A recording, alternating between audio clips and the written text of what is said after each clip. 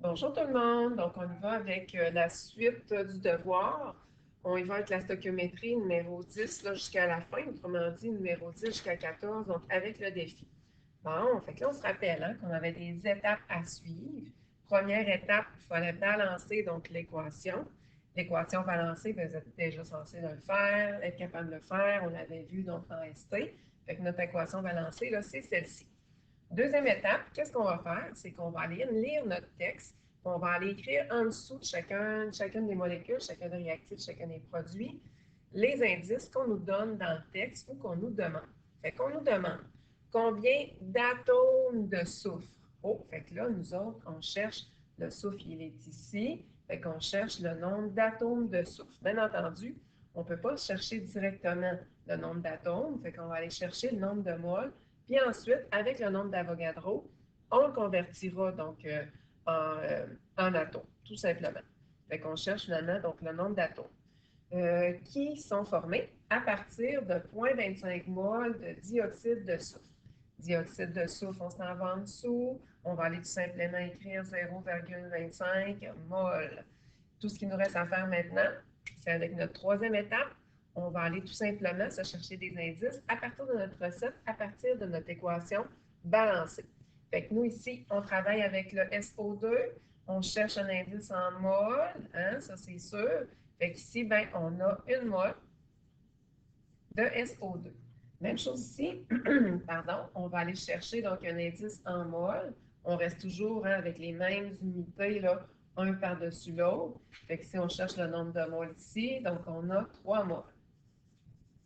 Quatrième étape, c'est la facile. C'est elle où est-ce qu'on va calculer notre produit croisé. On fait notre petit calcul ici, comme ça. Calcul. On y va. Donc, on va tout simplement multiplier les chiffres qui sont opposés. 0,25 mol fois 3 mol. Je divise par 1 mol et je vais aller écrire donc mon chiffre en dessous. Donc, qui va me donner tout simplement 0,75 mol. Tiens, ben, j'ai ma quantité, mais ma quantité, ben, c'est sûr que je l'ai en mol. Moi, on me le demande en atomes. Fait que dans le fond, qu'est-ce qu'on va aller faire? C'est qu'on va aller tout simplement transformer nos moles en atomes avec le nombre d'Avogadro qu'on avait vu dans nos premiers chapitres. Bon, fait qu'ici, le nombre d'Avogadro, on se rappelle que le nombre d'Avogadro nous disait qu'une mole est égal à 6,02 ou 0,22 ou je ne sais plus quoi. Là. Donc, tiens, pour vrai, là, c'est 0,23 ou 0,22 fois 10 exposant 23, ça dépend des livres dans lesquels on regarde, là, molécules. Puis nous autres, en passant, on cherchait le nombre d'atomes. Fait que, tu sais, dans le fond, c'est 6,022 fois 10 exposant 23 particules. Nous, les particules qu'on cherche, c'est les atomes. Donc, si on a 0,75 mol, comme ça ici, combien nous aurons d'atomes? Fait encore là, on fait un petit calcul. Les petits calculs en stoichiométrie, hein, c'est toujours donc des produits croisés. Fait que tout ce qu'on a à faire, c'est les deux chiffres alignés. 6,023 ou 0,2 ou 0,22 là, fois 10 exposant 23. Ça, on vous le donnerait, là, ce chiffre-là. Là. Atome. Mon Dieu, mon S est intense un peu. Fois 0,75 mol. Je divise par mon chiffre qui est opposé à mon point d'interrogation, une mol, et ça va me donner tout simplement notre, là, je copie dans mon corrigé, 4,515. Ça, c'est une belle virgule. 4,515 fois 10 exposant 23 atomes. Fait que dans le fond, ma réponse, elle serait donc ici. J'écris pas mieux que d'habitude, hein? Ça c'est sûr, même en enregistrement. Numéro C, on veut chercher la masse de sulfure de dihydrogène. Oh boy! Fait que là, dans le fond, là, nous autres, on va aller écrire, donc réécrire notre équation. Notre équation, donc, qui est balancée. On se dépêche de l'écrire, donc, correctement. 1 SO2, le 1 n'était pas nécessaire, plus 2 H2S, qui va donner 3S plus 2 H2O. Bon. Fait que là, nous autres, qu'est-ce qu'on cherche? Bien, notre équation, on espère qu'elle est balancée. Fait que pour notre deuxième étape, bien, on va aller écrire justement qu'est-ce qu'on cherche. On cherche la masse de sulfure de dihydrogène. Sulfure de dihydrogène, donc il est ici, comme ça. Je cherche la masse, et la masse, on se rappelle que c'est en grammes. C'est ça que je cherche. Faut-il pour former ça, 3 fois 10 exposant 22 molécules d'eau? C'est clair qu'on va travailler avec l'eau, mais là, on ne travaillera pas avec le nombre de molécules. Là. Moi, ben, les particules que je vais employer, c'est soit des moles, soit des grammes si je veux une quantité. C'est clair qu'il va falloir que je transforme mes molécules en moles, ici, avec mon nombre d'Avogadro, pour aller chercher mon chiffre à placer, donc en dessous du H2O. Je vais aller faire ça vite fait. Donc ici, donc dans le côté, on sait que le nombre d'Avogadro nous dit que 1 mol, c'est égal à 6,02 fois 10, je vais arrondir à 2, fois 10 exposant 23, puis là, on travaille avec des molécules. Molécules. Fait que si nous, on a 3,01 fois 10 exposant 22 molécules, bien, combien nous aurons donc de moles? Là, c'est sûr, il faut que je fasse mon petit calcul et on se rappelle en stoichiométrie, les calculs, c'est toujours des produits croisés. Donc, je vais aller multiplier les chiffres qui sont opposés. 1 mol fois 3,01 fois 10 exposant 22 molécules. C'est facile hein, de transcrire donc, nos réponses là, différemment, fait qu'on fait attention pour être attentif. Divisé par le chiffre qui est opposé à notre point d'interrogation, notre nombre d'Avogadro, ici, fois 10 exposant 23 molécules. Fait que c'est sûr que les molécules s'annulent. Il va me rester des moles. Et justement, donc le nombre de moles donc, que je cherche 0,05 moles. Et là, je vais pouvoir aller placer mon 0,05. Je vais transformer mon point d'interrogation en 5. Un beau chiffre 5 qui va donner ça ici. Ah, hey, ma deuxième étape est un petit peu plus longue que d'habitude. Troisième étape, je vais aller tout simplement chercher mes indices dans ma formule en fonction des proportions de l'équation balancée. Fait que si je cherche comme ça ici un chiffre, donc en grammes, fait qu'ici, ben, je vais aller chercher, faites attention, là, 2 hydrogènes plus un soufre, je vais faire fois 2, ce qui va faire que ça va me donner 68,16 grammes. Ici, ben, je cherche un indice en mol. Facile, hein? J'ai 2 moles de H2O. Fait que je vais aller écrire ici 2 moles, comme ça ici, de H2O. Et il va me rester seulement à faire un produit croisé, tout simplement. J'essaie de lever ma page ici pour aller faire mon produit croisé, prendre un petit peu d'espace. Donc, ma dernière étape, avec, j'aimerais ça, un petit crayon vert. On dirait que mon petit crayon vert, il ne veut pas me le donner. C'est pas grave. On va y aller donc avec la couleur qu'on aura. Bon, c'est du vert. Fait, quatrième étape, c'est l'étape de mon calcul.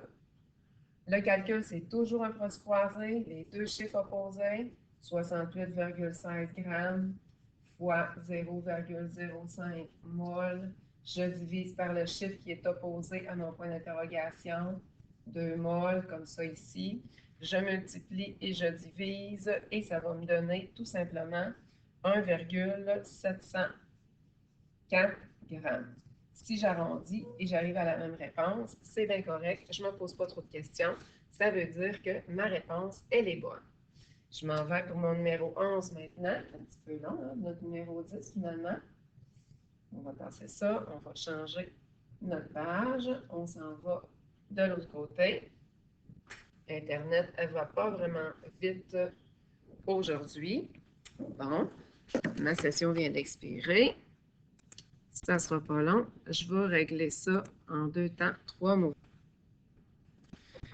J'avais pesé sur pause. On a besoin de la cause là, pour être capable d'aller chercher donc, mon livre qui s'est fermé, donc tout ça. Fait qu'on y va donc avec le numéro 11.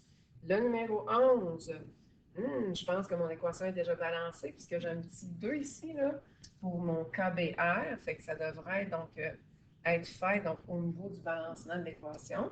Je vais pouvoir tomber à l'étape 2. L'étape 2, c'est tout simplement d'aller chercher donc, des indices dans le texte. Fait qu'on obtient 1,054 g de carbonate de magnésium.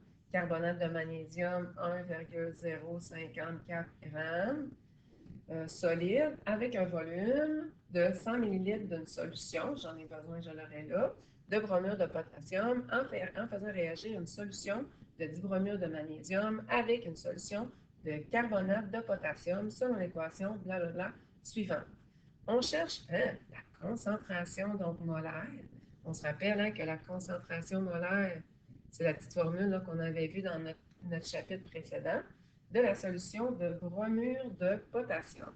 Fait que dans le fond, si je cherche la concentration molaire du bromure de potassium, bien moi, qu'est-ce que je vais aller chercher? C'est sûr que c'est le nombre de moles, donc de bromure de potassium. Parce que je vais aller chercher la concentration molaire, ma quantité qui m'intéresse, c'est la quantité donc en moles. Fait que ma deuxième étape est finalisée. On s'en va avec ma troisième étape. Je vais me chercher des indices à partir de l'équation balancée pour le MgCO3 et mon indice, je la veux en grammes. Fait que dans ce temps-là, c'est sûr que je m'en vais dans le tableau périodique, je vais chercher la masse molaire du Mg plus du carbone plus 3 oxygènes fois une molécule. C'est pour une molécule qui va me donner 84,32 grammes. Aller chercher le nombre de moles, ça, c'est le fun parce que c'est directement dans la formule, parce qu'il me faut un indice pour les moles, étant donné que je travaille en moles dans cette colonne-ci. Et j'ai 2 moles de KBr. Ça veut dire que je vais aller écrire 2 moles ici. Quatrième étape, bien là, c'est quasiment fini. Tout ce qui me reste à faire, c'est mon calcul. Le calcul, c'est toujours un produit croisé. Les deux chiffres ici, je vais les multiplier. 1,054 g fois 2 moles. Je divise par 84,32 g et ça va me donner, je cherche ma réponse, donc en quelque part, 2 fois mon 1, je cherche de mon petit produit donc croisé, ça va me donner 0,025 mol, comme ça ici. Donc si je fais mon fois 2, fois mon... Attendez un petit peu, là, on dirait que mon ordinateur donc bug, là. Donc ça va mal, là. Donc, oh, oui, c'est ça. Donc, 0,025 mol. Bon, et mon Dieu, j'ai comme un petit temps d'élan. Pour aller chercher, puis là, j'ai ma quantité, mais je n'ai pas ma concentration, puisque nous, on nous demande donc la concentration ici. Donc, j'ai mon nombre de moles, ça, c'est correct. Fait que j'ai ici mon 0,025 moles. Je divise par mon volume. Mon volume, en passant, c'est 100 ml que c'est écrit dans la question. Puis 100 ml, on n'aime pas ça. Nous autres, on veut toujours avoir notre volume, donc en litres. Fait que je vais diviser par 1000. Donc, je divise par 1000 les deux, 0,25 mol par litre ici. Fait que j'ai ma concentration. Donc, on avait un petit calcul finalement supplémentaire donc, à aller faire. Bon, en espérant là, que mon ordi ne buggera pas trop, on y va donc avec le numéro 12. Oh, le numéro 12, on va se trouver des petits coins là, pour travailler, là, pour ne pas être obligé de réécrire donc, ma formule. Fait que ma formule, oh, je pense pas qu'elle soit balancée. Pourquoi? Ben, c'est parce qu'il y a des petits 1 partout. Fait que c'est sûr que dans ce temps-là, ben, j'ai pas grand espoir. Fait que je vais aller balancer. Et pour la balancer, il faut que je rajoute un 2 ici, en avant de la première molécule, et un 2 en avant, donc du H2O. Après ça, je vais pouvoir donc continuer avec ma deuxième étape. Deuxième étape, je lis mon problème. Vous faites réagir complètement une solution d'acide fluorhydrique de concentration. Peut-être que je vais travailler encore avec la formule de la concentration. On se rappelle, on va aller voir. Avec 4,446 g d'hydroxyde de calcium. Hydroxyde de calcium, 4,446 comme ça, grammes. Puis, ben, nous autres, on cherche quel a été le volume. Oh, c'est le volume qu'on va aller chercher ici. Si on cherche le volume, si on cherche le volume, on peut simplement interchanger le V et le C. C'est ça ici qu'on va aller chercher, donc le gros V. Le volume de la solution d'acide fluorhydrique. Puis nous autres, ben, qu'est-ce qu'on veut? C'est qu'on voudrait avoir donc, la quantité donc, de HF. Fait que si on cherche la quantité de HF, une quantité quand je travaille avec la concentration molaire, bien c'est sûr que ça va être en mol. Ma troisième étape, je vais tricher un petit peu. je vais la mettre au-dessus de mon équation. Moi, je cherche un indice en mol. Dans mon équation, c'est facile d'aller chercher mon indice en mol. J'ai 2 moles de HF. Un petit peu plus tannant, donc un indice en grammes. Je m'en vais donc dans mon tableau périodique, je vais aller chercher la masse molaire de une molécule de CaOH 2 fois. Fait que c'est sûr que je fais mon petit calcul et ça va donc me donner, je cherche mon chiffre qui est de 74,1. 74,1 grammes ici. Et je vais pouvoir faire, donc, troisièmement, quatrièmement, je suis déjà rendue là, mon petit calcul. Fait que je vais avec mon calcul, les chiffres qui sont opposés, j'ai multiplié 2 moles fois 4,446 grammes. Je divise par le chiffre qui est opposé à mon point d'interrogation, 74,1 grammes, comme ça ici. Donc, si je multiplie mes deux chiffres et je divise, ça va me donner 0,12 mol. Mon 0,12 mol, je le mets ici.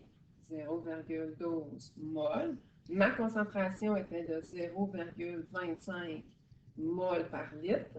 Je sais parce qu'on me l'a donné ici. Je divise donc les deux chiffres et je fais attention, ça va me donner donc des litres.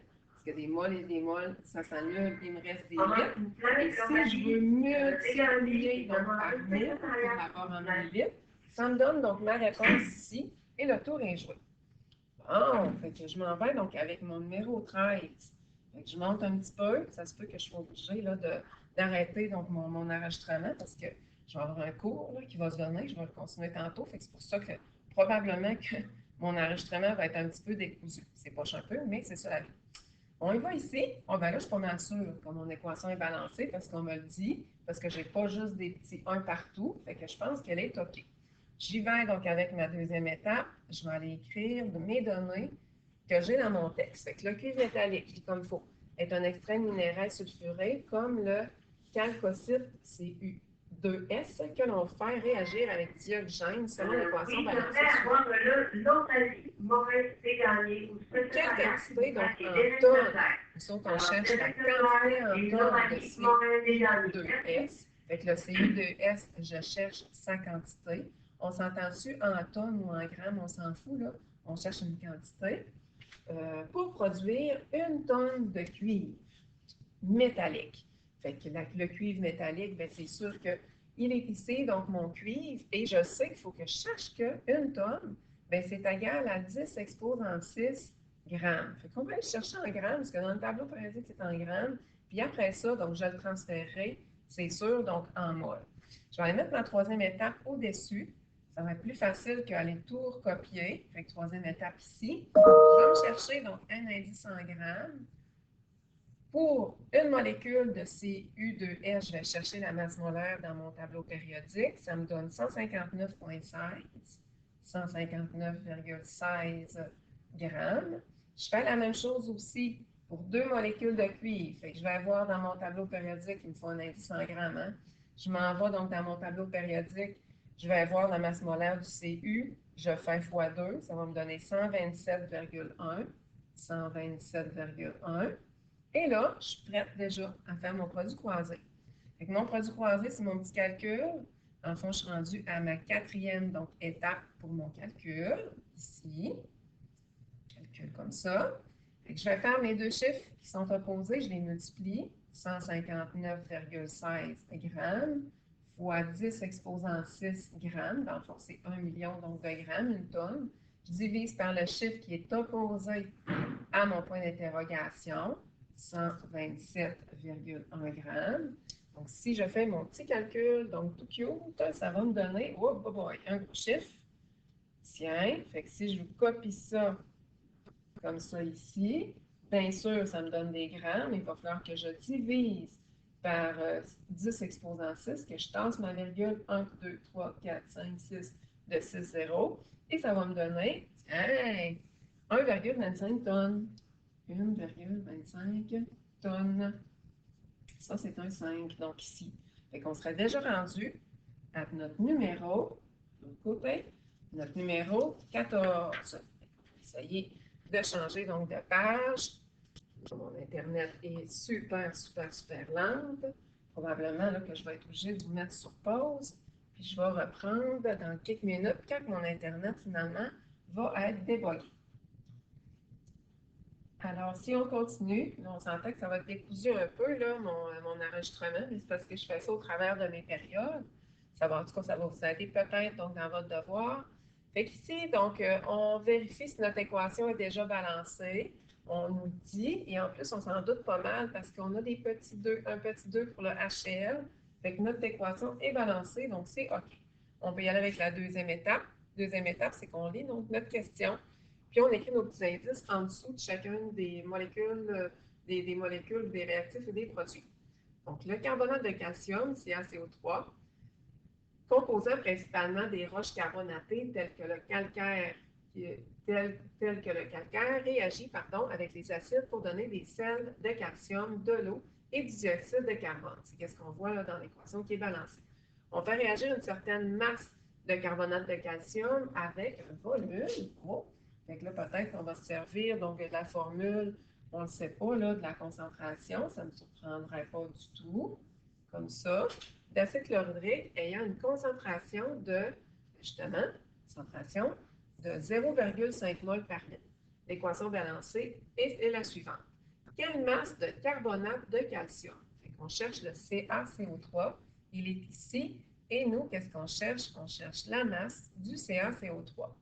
Bon, qu'est-ce qu'on nous a donné comme information? On nous a donné, dans le fond, le volume, puis on nous a donné donc aussi donc, la concentration du HCl. Fait que c'est sûr qu'on va aller chercher des renseignements pour le HCl, mais tu sais, nous, là, on cherche un renseignement soit en grammes, soit en mol. Justement, on nous a donné la concentration et le volume. Fait qu'on peut très bien aller chercher donc le nombre de moles, comme ça ici, en faisant la concentration fois le volume. On voit que c'est un bon problème de fin d'année, dans le fond. On mélange donc plusieurs notions. La concentration, 0,5, ça c'est un 5 mol par litre, fois le volume, qui est de 200 ml, qu'on va diviser par 1000 pour l'avoir en litres, 0,2 litres, comme ça ici. Je multiplie mes chiffres et ça donne 0,1 mol. Fait que dans le fond, c'est mon nombre de moles ici, 0,1 mol. Bon, fait que ma deuxième étape est finie. On va aller faire notre troisième étape. Notre troisième étape, c'est qu'on va aller chercher des renseignements en lien avec l'unité qu'on a ici, les grammes, dans notre équation balancée. Et je m'en vais dans mon tableau périodique, je vais chercher du Ca, la masse molaire, du carbone, plus 3 oxygènes, ben, pour une molécule, là, fois 1, qui va me donner 100,09 grammes. Mon HCl, ben là, je vais avoir un indice en mol. Ça, c'est le fun dans ce temps-là, parce que c'est directement dans ma formule où est-ce que je peux aller trouver ça. Donc, le petit coefficient en avant de mon HCl, qui est de 2 mol. Fait que dans le fond, j'ai tout ce qu'il me faut pour faire mon produit croisé. Il me reste tout simplement à faire ma quatrième étape, qui est mon petit calcul. Calcul comme ça ici.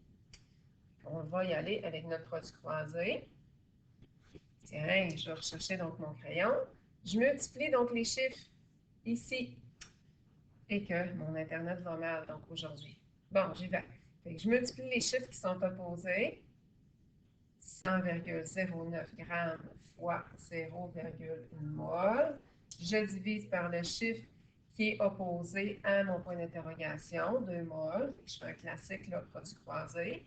Je multiplie et je divise donc mes chiffres et ça va me donner 5, ben là, je vais l'arrondir, là, 0,0045, mais aussi, je vais l'arrondir ici, là, 0,1 g. Et voilà, donc c'est ma réponse finale. Il y a bien d'autres méthodes donc, de le faire, ça c'est sûr, mais c'est la méthode donc comme la plus rapide. Je vais prendre celle aussi dans le corrigé, là, c'est comme vous voulez. On a un petit B ici, comme ça, qu'on va aller faire donc ensemble. Ici, hop, on va déplacer ça là, on va monter. On cherche donc le nombre de moles. Oh, là, ce serait le fun, par exemple, de se réécrire l'équation balancée. Comme ça va être plus facile pour aller travailler avec notre problème. Fait que, premièrement, On écrit notre équation balancée, on prend soin de mettre les coefficients donc nécessaires à l'avant, de recopier notre équation donc correctement, puis c'est sûr de s'assurer qu'elle est encore bien balancée.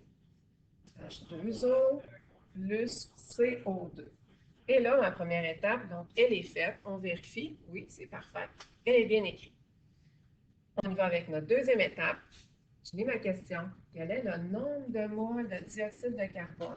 Donc, le dioxyde de carbone est ici. Moi, qu'est-ce que je cherche? Je cherche le nombre de moles dégagés donc, au cours de cette réaction. Là, vous allez dire, ben, voyons, il ne nous donne pas d'autre chose que ça. Fait que, tu sais, qu'est-ce qu'on va faire finalement là, pour aller chercher donc, un autre indice pour faire notre produit croisé? On va tout simplement se servir des notions qu'ils nous ont données en haut. On le sait qu'on a 0,1 mol de HCl. Fait qu'on va s'en servir. 0,1 mol de HCl. Et comme ça, ben, on va pouvoir partir d'une bonne base. On part donc avec finalement notre premier calcul, là, le calcul de la concentration molaire qu'on avait utilisé. Et comme ça, on sait pas mal là, que notre chiffre donc, est bon. On aurait pu travailler aussi avec notre nombre de grammes, mais étant donné qu'on a trouvé en A, mais vu qu'on a déjà fait des calculs avec ça, donc on ne sait pas si notre réponse est bonne, donc on doute. Fait qu'on va y aller avec le chiffre, donc là, plus ça. Puis en plus, on aime bien ça, donc travailler donc, avec des moles, parce que si je vais aller me chercher un indice en moles, je m'en vais directement en avant de mon coefficient, en avant donc, de ma molécule de HCl, je vais chercher mon coefficient, puis je sais que j'ai 2 moles dans mon équation balancée qui vont réagir avec une mole, donc ici, parce que je cherche aussi donc, un indice donc, en mol, pour mon CO2. Donc, le tour est joué, donc j'ai déjà mes quatre variables. Puis je vais pouvoir donc aller faire mon produit croisé, ma quatrième étape et ma dernière avec tout ça. Fait que je vais avec mon petit calcul, fait que je vais avec mes deux chiffres qui sont opposés, donc j'ai multiplié 0,1 mol fois 1 mol et je divise par le chiffre qui est opposé à mon point d'interrogation, 2 mol, comme ça ici. Et ça va donner, si je fais donc mon petit calcul facile, 0,05 mol. Et j'ai fini. Fait que finalement, là, je viens de finaliser donc, mon devoir avec plein de petites coupures, donc plein de petits arrêts, donc, mais c'est pas grave. Donc, vous avez juste tout simplement donc, à avancer ou reculer finalement l'enregistrement, puis ça va bien aller. Donc, à la prochaine. Bon devoir.